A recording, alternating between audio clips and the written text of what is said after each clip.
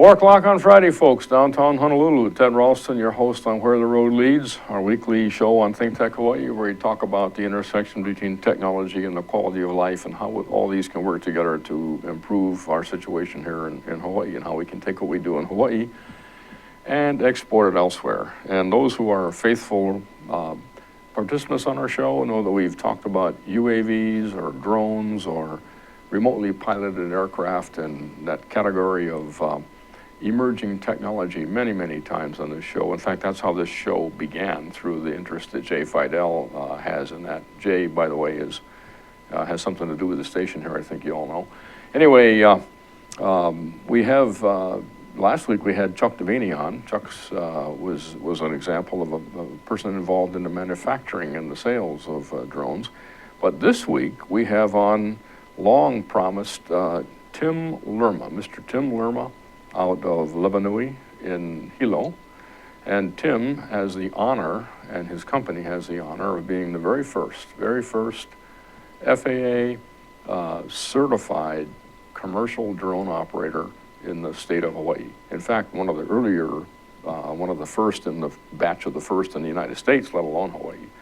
And this is a signal opportunity for us, and a signal event here that Tim is joining us and is going to tell us all about what it has taken and what it is going to go into in terms of the value and the utility of drones assisting us here in agriculture, in any form of information collection, in coral bleaching, in movie making, and such. So, without further ado, Tim Lerma, we think we have you on by Skype from Hilo. There you are.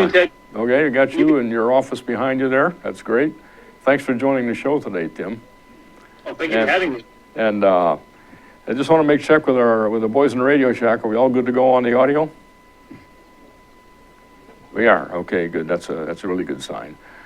So we have audio, we have video, we have 4 o'clock, we have our guest, Tim Lerma. Tim, there's so many things we could talk about that have gotten you to this point.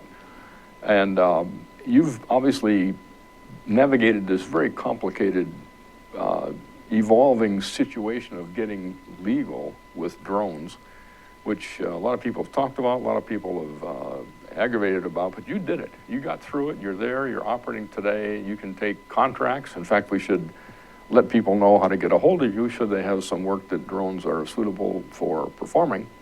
But tell us a little bit about what the business is that you're in and how drones fit that business and how this all might expand and grow into other values here in Hawaii.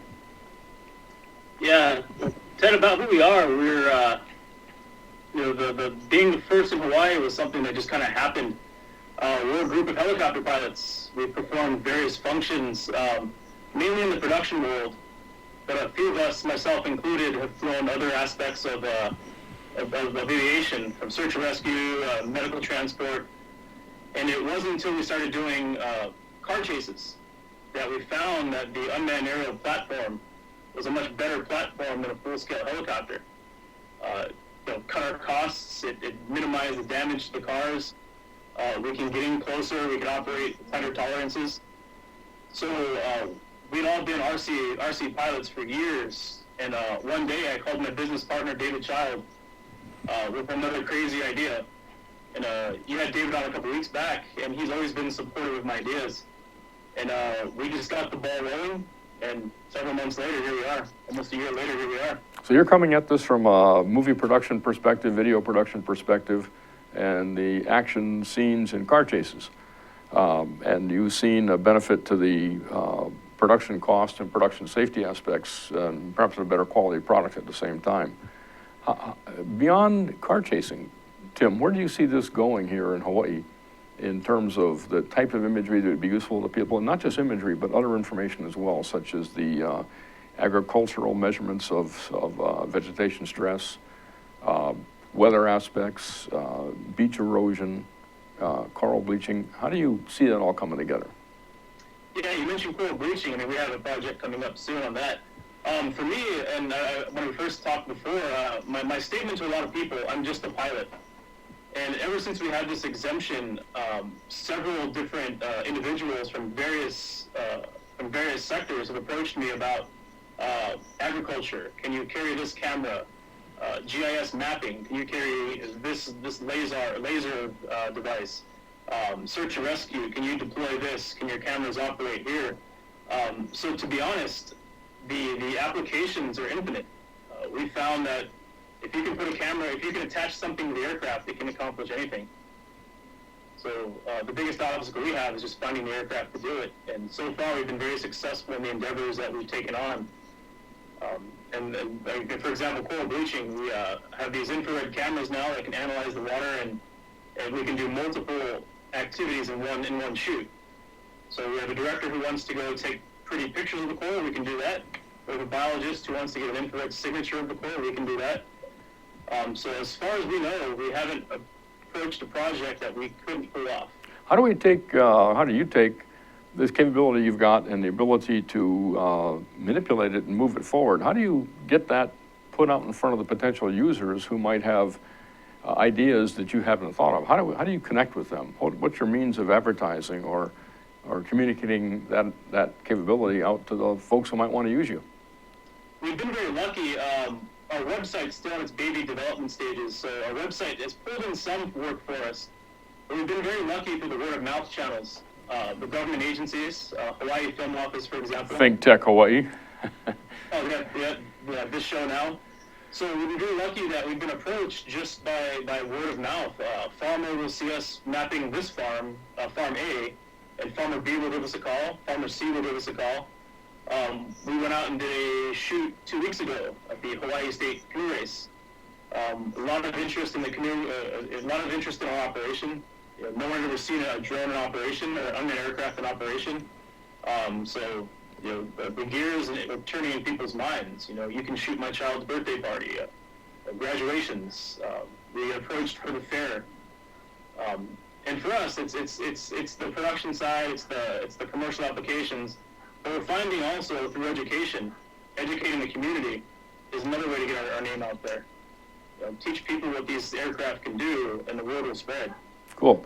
By the way, for folks watching, we're going to get your website up here so people can contact you or other forms of contact. And for those who might be on Oahu, who might be interested in talking to Tim personally and others involved in this subject as well, there will be a gathering on the 26th of September up in Upper Manoa at in the restaurant, at the Treetops restaurant at the parking lot of Manoa Falls, where all the drone professionals on the island and some of the other islands will be getting together. So anybody who's got an interest in this larger subject, want to talk to people, Tim and others, think about coming up there Saturday the 26th of September. And on a following show, we'll have on the organizers of that activity, so you'll know how to contact them directly. But Tim, how do people contact you? Can you say your email address or other form of contact? Yeah, my email address is Tim, T-I-M, at lewanui.com, LEWANUI.com. Or you can call our business line, 808-769-1142. It'd be really cool for people who have a potential interest in drone operations to start generating these lists of applications they might have you think about, even if you can't perform them because you only so much you can do. Begin generating this value statement that the users see in the use of the drones. In fact, that's what's intriguing about the way you've approached this from my perspective. I come at it from kind of an academic side of the house and engineering side of the house, and you come at it from a user's, an operator's side of the house, where the value really is measured. The value isn't measured in the terms of technology, it's measured in the operation that it can support. So that's what's, in my mind, truly unique about the way you've approached this, Tim, and I stand ready to learn a lot from you as we go forward and working together on some of these things and feed you as much as we can in terms of opportunity on this island, and also your leadership will help the others who are involved here. How's that all going in terms of the other companies that are coming online? I mean, we have like 9 exemptions in Hawaii now, I think. I think we have 9 with 15 by the end of the month. There's a couple, there's like 7 on the back burner. Yeah, so 15 different operators by the end of the month that would be licensed in Hawaii, and there's probably another 15 in the pipeline, I would think, beyond that. So you know what that also sounds like is we're going to have a sort of a drone professionals society or something like that to share information, establish standard procedures and such, because one thing I know for sure is that the reporting requirements are not insignificant once you have a 333 exemption to move forward. You've got monthly, and you've got a lot of obligations in terms of reporting to the FAA or traffic management and the FSDO what's going on. So having that sort of sharing among all the professionals so that things are done up and up and square is going to be an important thing. How do you see the drone professionals coming together to do that? To be honest, we've all operated with very little awareness of one another, and that's why I think the meeting next September is going to be a good thing. You know, because for us as a company, again, we operate under 3 different companies. We've all just kind of stayed in our little shell, and it wasn't until we came across the University of Hawaii and even UTED that we realized there's others out there.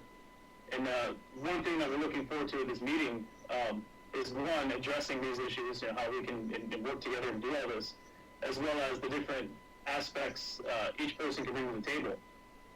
But as far as this, I mean, for us, we're still learning. The FAA is still learning.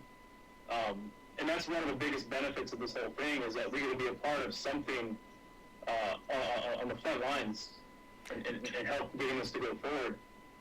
Yeah, I can certainly share that that attitude and the pleasure of having been involved in this thing from the very beginning. And I will say that I think our appreciation of the FAA has been broadening all the time. I mean, these guys have bent over backwards trying to push this capability forward, kind of against the headwinds, for example, that are blowing against it.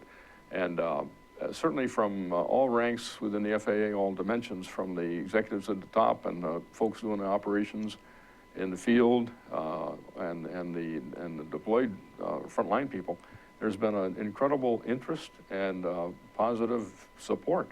So the relationship at this point in time between those who are moving forward, whether they be on the operator side, the academic side, or the regulatory side, are very harmonious at this point in time, and that's a really positive sign. So that's been an absolute pleasure to be involved with, as I'm sure you are benefiting. But tell us a little bit about what path you had to take to get through this complex navigation challenge of getting through all the rules, because it's not it's an art at this point in time, not a practice. We just haven't been through it enough. So you were kind of leading the way through there from the perspective of Hawaii. What was that like? I've always told people, for the 20 minutes I get, or the one cycle of 20 minutes I get out of my battery, I put in about 20 to 40 hours worth of paperwork. For us, we started way back, you know, going back to the old advisory circular, 9157. You know, that thing came out when I was a small child. The thing came out before I was even born. We started with that. How do we implement our remote control aircraft in the national airspace system? And that led us to House measures. You know, the House representatives, they had the big meeting which developed Part 333. You know, we analyzed what is 333, Part 331, all the way down to 335. Now we have that out of the way. How do we meet the requirements of Part 333? And that took us even deeper in the regulations. And then it basically came down to, how do we operate an aircraft outside of the aircraft? And once we got that ball rolling, it all started to make sense.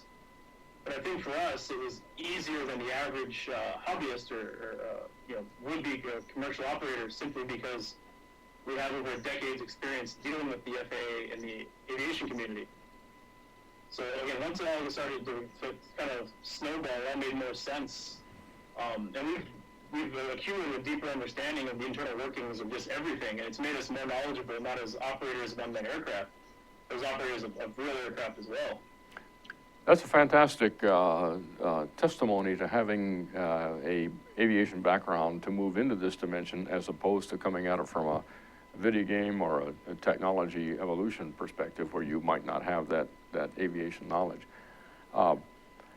that's all a path that you've taken that probably the other people involved don't quite have that opportunity of having that kind of an aviation background.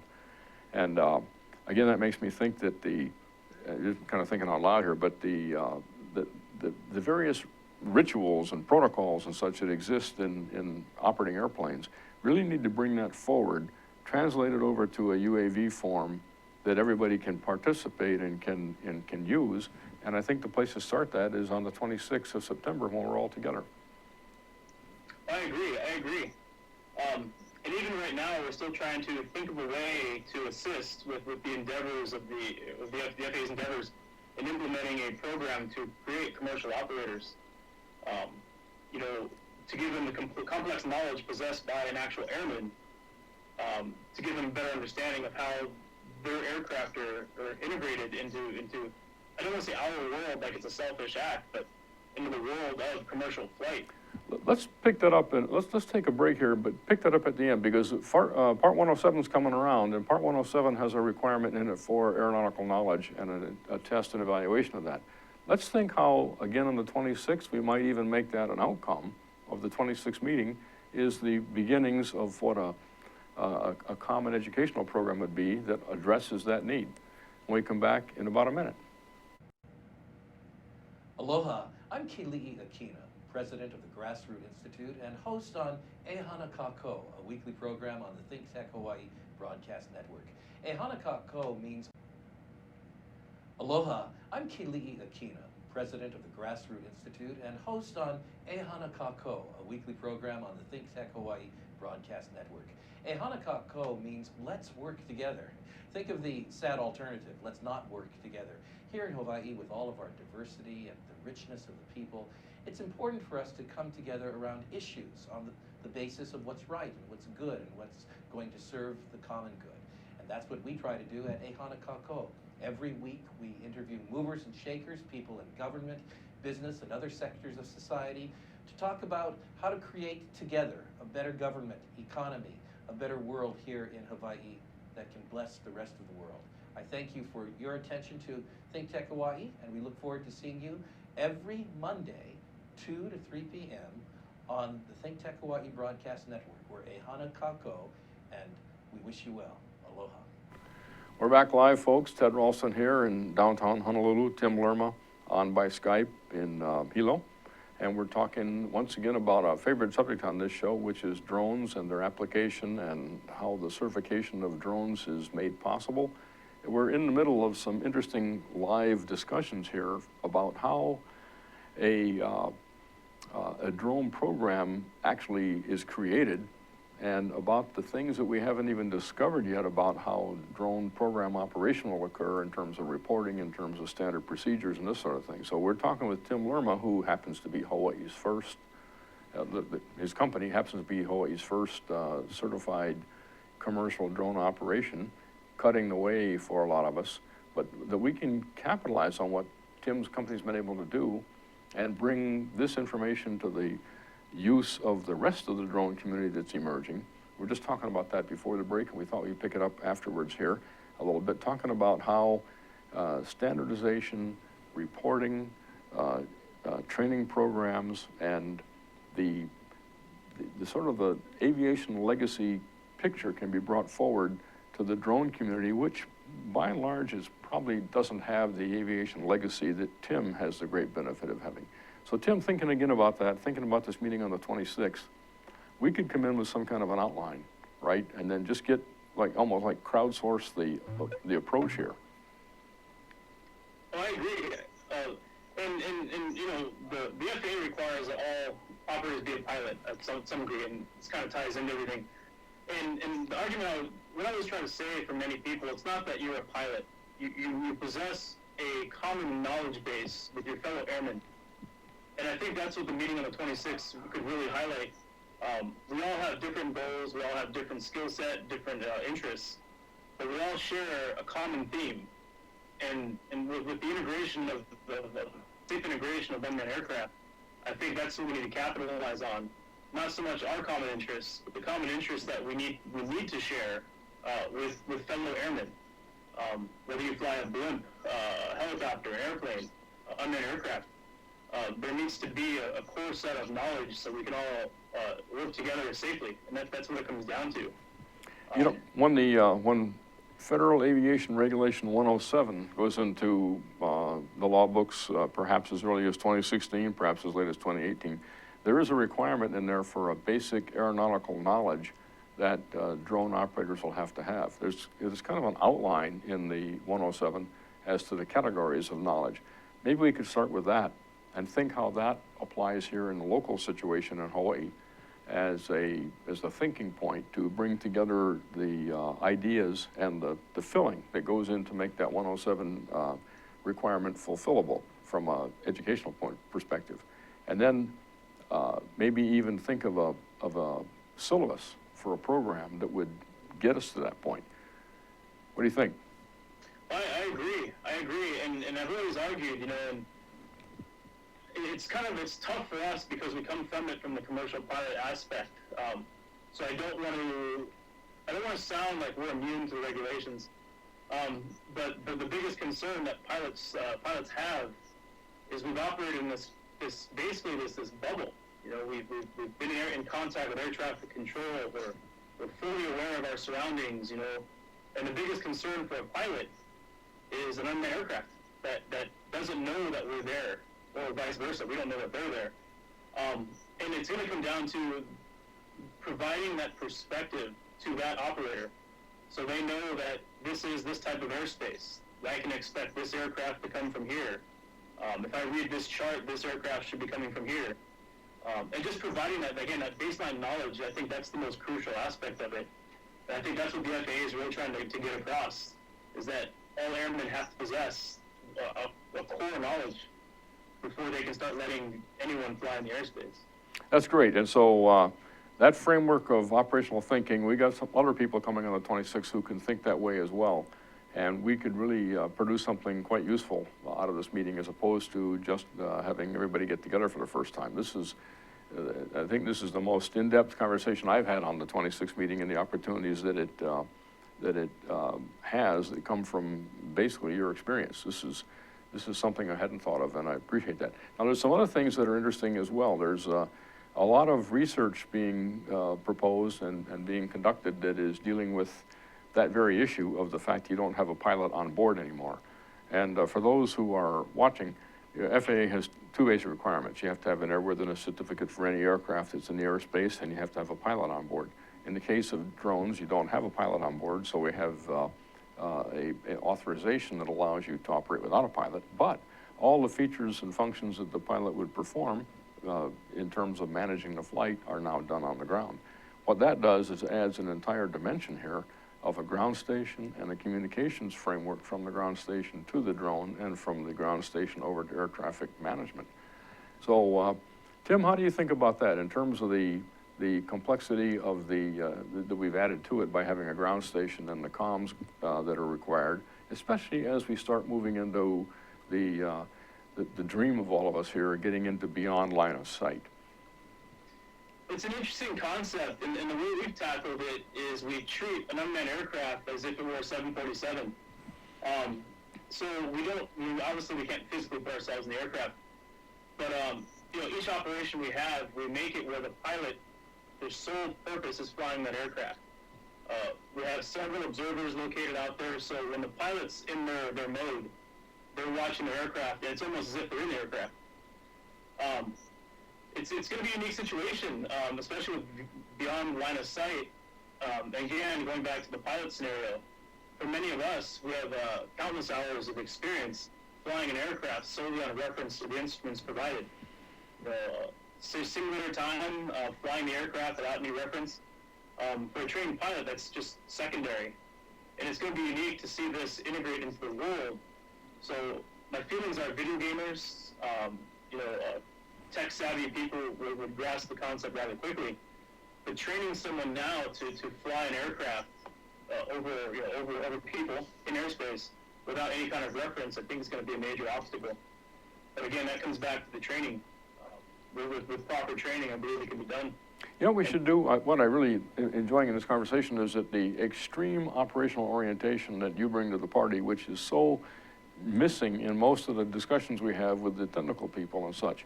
And the whole world of beyond line of sight needs to have exactly the type of operational thinking you're talking about here added into the mix right up front. Beyond line of sight to a person taking pictures for a real estate magazine of a potential sale property could mean just getting a picture of the other side of the building without having to reposition himself physically to the other side of the building. In the case of the Burlington Northern Santa Fe Railroad, beyond line of sight is tracking the condition of the railroad tracks 200 miles away. So beyond line of sight has a very near-term function and a very far-term meaning as well. And for HECO, for example, here, the electric company on the island, beyond line of sight means launching on a ridgetop and observing a telephone line or a pole down in the valley that you can't see from the ridgetop.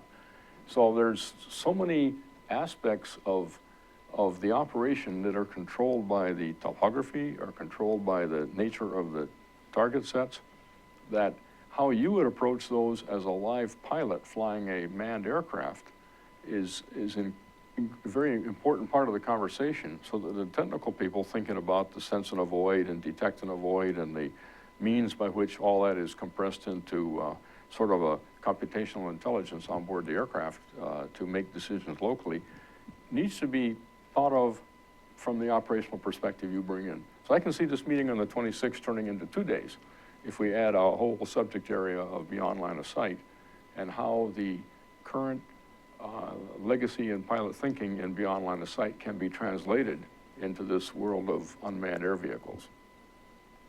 And for us, you know, and the number one rule of aviation is fly the aircraft.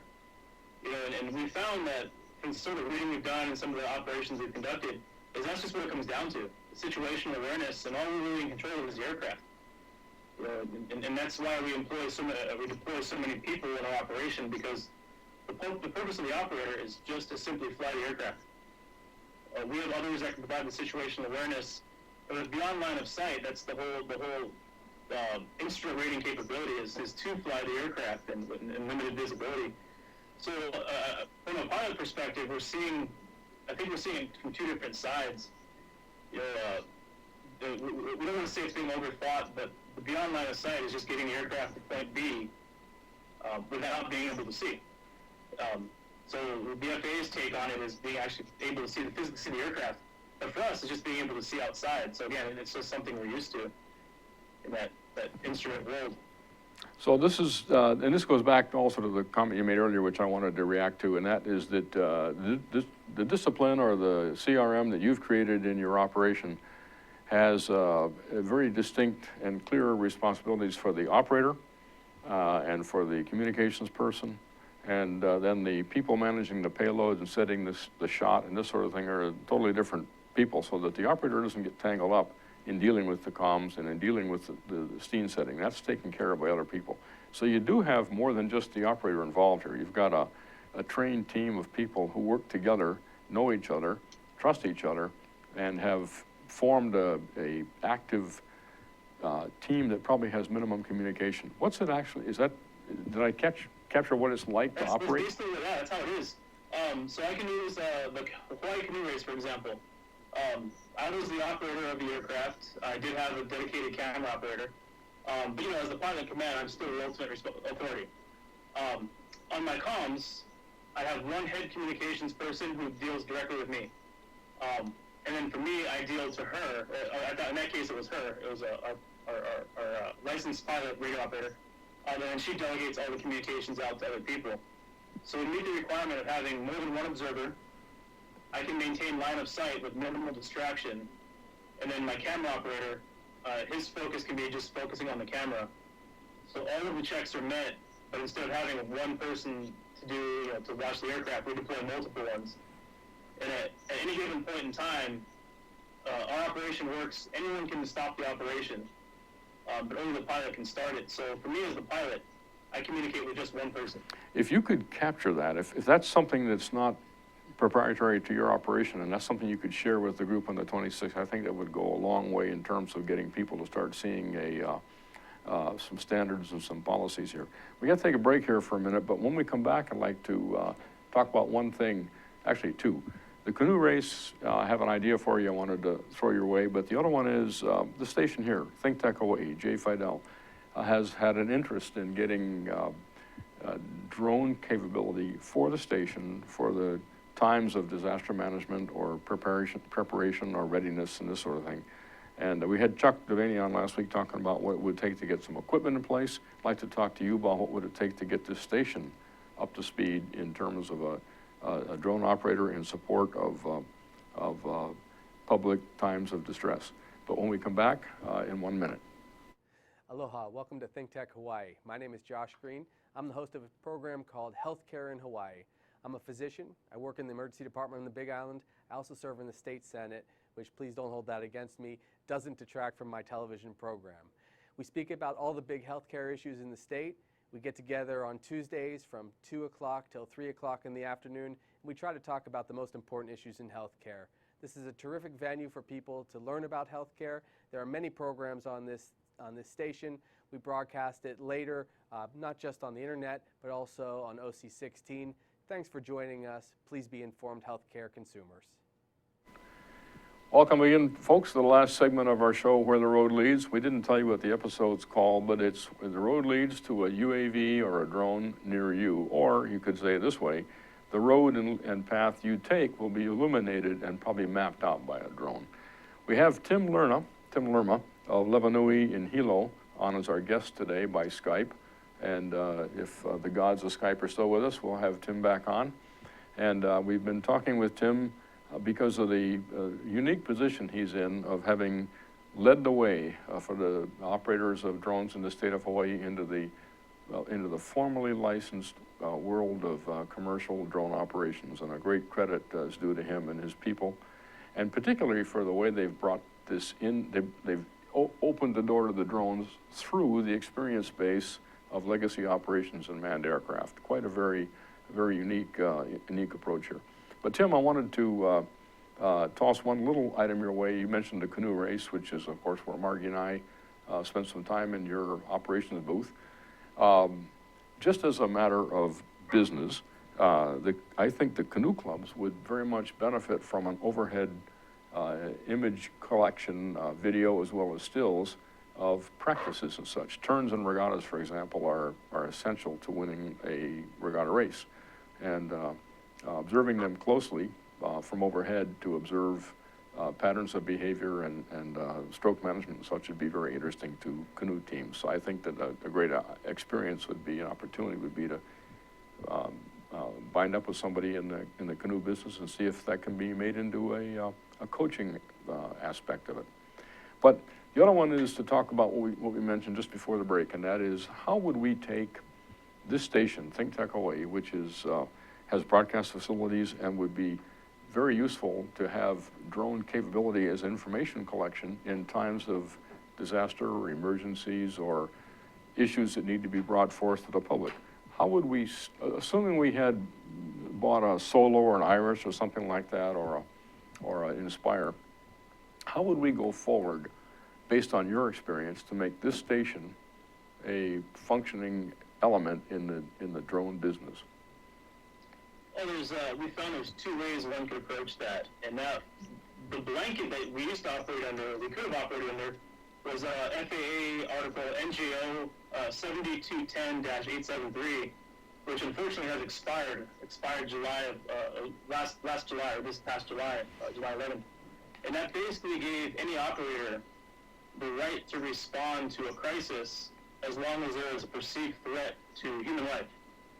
So that basically meant that anyone, even if you had never flown one before, could pick up the aircraft and just go and assist, because now you're helping people.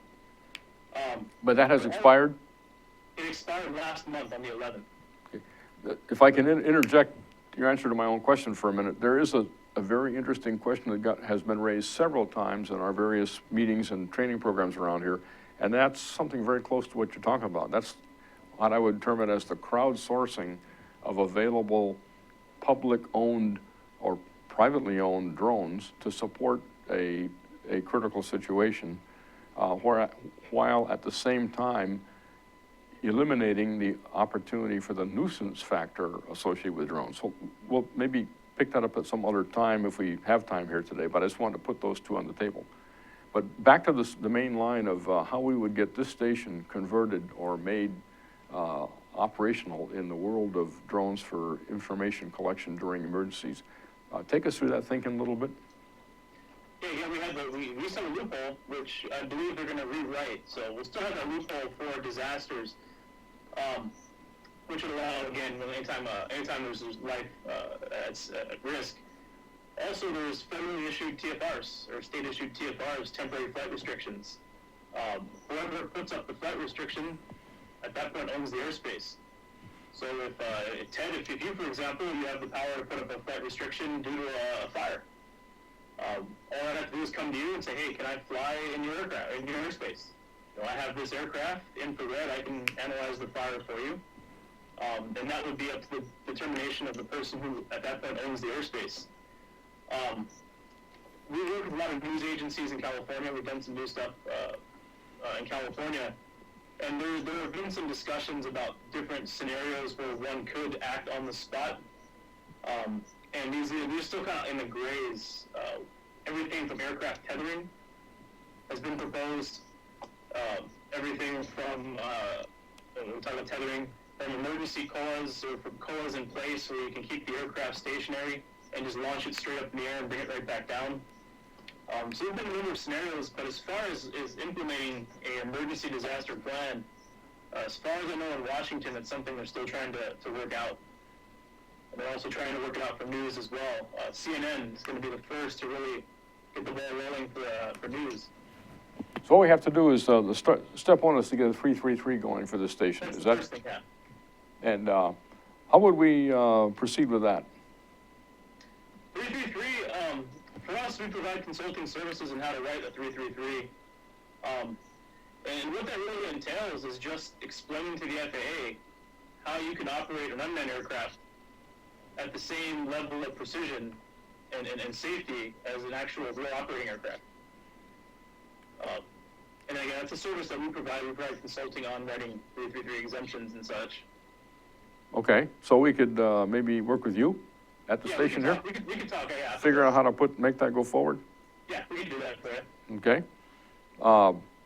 Now, you know, speaking of the FAA again, and you mentioned a little bit ago about CNN, just for the benefit of those watching, CNN and maybe AP or somebody has put together a development program with the FAA. FAA is participating on how to have news gathering organizations take advantage of drones. And that's a great example of this creativity that the FAA is pushing and backing and hoping the rest of us can match. So at least in the discussions I've had with folks running the show there, the suggestions on the table, if you, the public, which would include this TV station, can figure out how you could use drones in some way to improve our quality of life in a measurable way.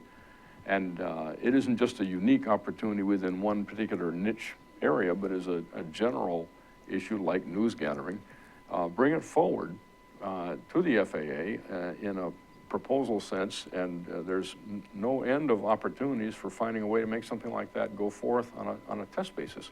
I mean, this Burlington Northern Santa Fe activity is looking at, I think, 200 miles of track surveillance, which is well beyond line of sight. And that's something that is going to be some years developing, and it may not ever get there. But that's the sort of thing that the FAA is looking for, because if we can challenge ourselves with those hard tasks and find where the technology will support them, find where the technology gaps exist, we can collectively go forward. And that's one of the FAA's obligations here, is to assist in bringing these technologies forward. And that's all part of the president's obligation, which the FAA works for the president, sort of, as improving U.S. competitive position. So I just wanted to suggest to Tim and people he knows and others who might be watching this show, anybody who's got a really grand idea that we haven't talked about perhaps, of the way in which drones can operate to benefit us in a large way. That's the sort of thing that can be brought forward, worked with the university. worked with guys like Tim who are already in the business and generate proposals to the FAA as to how we might proceed in something like that. So, Tim, I'm sure you've got ideas that never end in how that sort of thing could occur. My wife will attest to that. If it's not helicopters, it's drones. That's the gear is always turning. Okay, so we're talking about 333 for this station. We're talking about capitalizing on what Tim is learning and will teach us at the drone professionals meeting here on the 26th of September. And by the way, for those who are interested in the use of UAVs or drones or manned aircraft or unmanned aircraft in a recreational sense, this very weekend coming up on Ford Island is the world's greatest little air show, which had been running for several years now, and every form of unmanned aircraft except the type that Tim's talking about will be on display there, primarily recreational and sport racing combat type unmanned aircraft. So you want to learn about unmanned aircraft at the recreational level, head down to Fort Island this weekend and meet some people. And if there's folks who have a real burning interest in the professional use of drones, as we've spoken here, again, we'll have another one of these Friday afternoon sessions talking about the meeting on the 26th, which we just kind of developed in real time here on this show. So a great conversation, Tim. Thanks so much for spending the time with us, and thanks for the leadership you've shown us all. It's refreshing to see that it's really refreshing to see that the operational framework is coming into the front of the picture rather than sneaking into the back. And I think that is a leadership we've all needed here as we've been all struggling for exactly how this is going to work. So, Tim, we got a few minutes left here. What would you want the public to hear besides your email address and your phone number and other ways to get a hold of you? What would you like the public to hear that has the people who've been watching this show as a takeaway from this show? I think the biggest thing is for us as commercial operators, the word commercial, we're in to make money. I think the biggest thing for us is it's not so much the commercial application, it's the general awareness, it's the safety, because me, I drive a car, I go to the park, I take my kids to the park. The thing that I really try to stress is that there's a legal and safe way to do this, and for us, we've been flying remote control airplanes as for small children, but there's always been a legal and safe outlet to do it. For us, when we fly aircraft, we follow guidelines to the letter. We post our permits. We put tape, cones, because it comes down to safety, and that's the biggest thing. And for us, the general public, we try to inform the general public that the operations that are making the news, those aren't the ones that are legal. And I feel that any news right now seems to put a negative, it seems to reflect negatively on the industry. But there are legal operators out there. You can easily find us. You can find many others out there. For us, we work in Hawaii, California, up and down the West Coast. So, not all drone operators are bad.